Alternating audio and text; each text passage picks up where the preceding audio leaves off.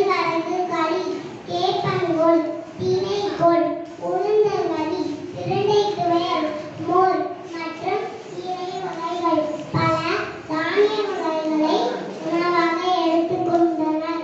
உணவே மருந்தாக வாழ்ந்து வந்தனர். ஆனால் இன்று மருந்தே உணவாக மாறிவிட்டது. நம் முன்னோர்கள் பசுமையும் பாரம்பரியத்தையும் ஒன்றி வாழ்ந்தனர். என் தாத்தா சுதந்திரத்துக்காக போராடினார். என் அப்பா கல்விக்காக போராடினார்.